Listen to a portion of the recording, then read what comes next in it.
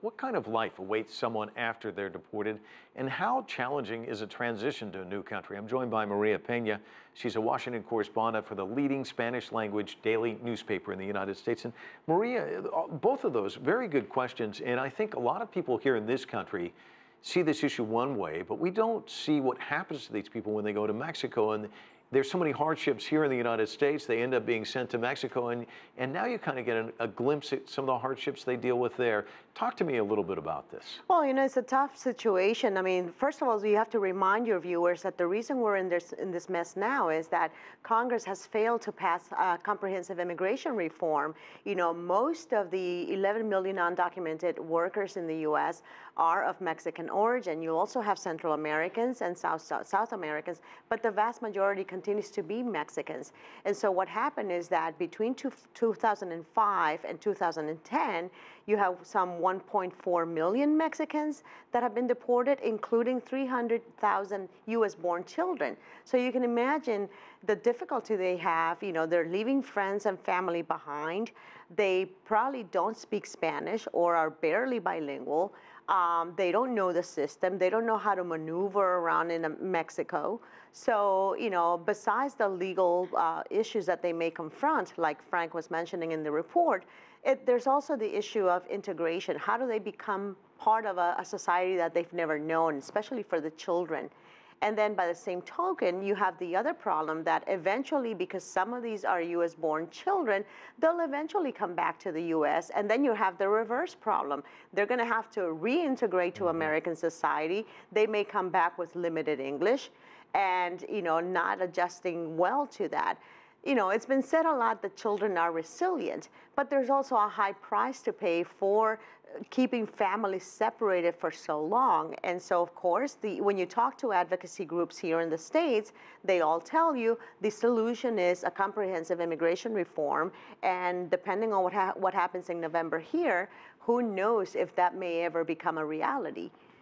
Well, you said what happens here in November, and it's interesting because Hillary Clinton hasn't done a lot of news conferences, as I'm sure you're well aware. Last week she did talk. Yeah, exactly. And she was asked that question repeatedly, and there was a sense from the reporter asking the question that Hispanic voters, that the Democratic Party relies on them come November and then kind of ignores them after November. There seems to be a deep resentment. Do you think things can get done?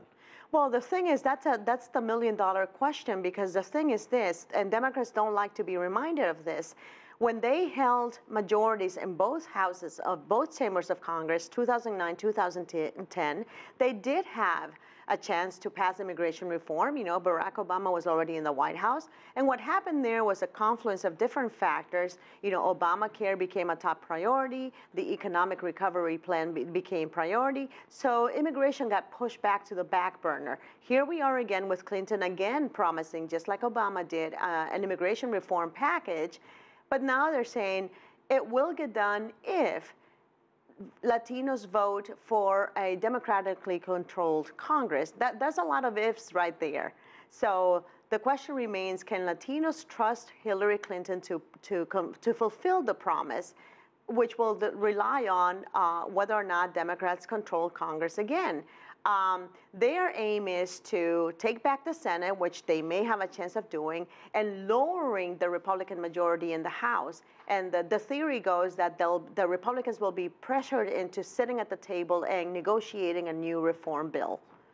Let me ask you this question, because I don't think a lot of people think about this. I had the opportunity to interview Diane Guerrero, who's an actress, Yes. and I'm sure you're familiar with her story. As exactly. Well. One of the things that's very telling about her, and for those who aren't familiar with her, she was a teenager. Her parents were both deported to Colombia. And she talked about having parents who worked hard every day, and suddenly, I think her last glimpse of them before they were deported, here they are in jumpsuits with handcuffs.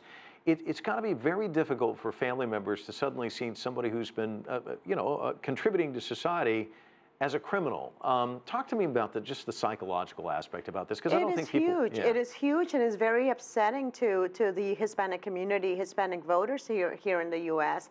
So what happened in November of 2014 is that the Obama administration established new priorities for deportations. So now, in theory, people with a criminal past recent recent illegal cross borders, people who cross the border illegally, people who pose a threat to national security and public safety. Those are the top 4 priorities. But what's happened on the ground, and advocacy groups will tell you this, that sometimes people who have only done minor offenses fall through the cracks and they end up being deported, leaving behind children born in the U.S. or having to take them with them to places, unknown to them.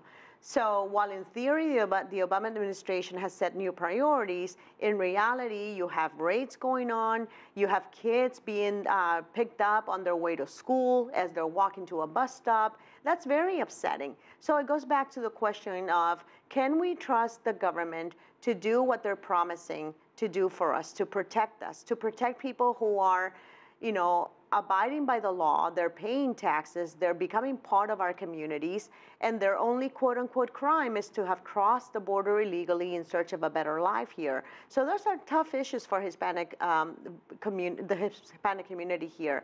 And the thing is that it's beyond the Hispanic community, because you also have people with no legal papers here from other countries. Mm-hmm. Obviously, the vast majority are Latin Americans, Hispanic Americans, but the question is, it's a thorny issue you see playing out on the campaign trail.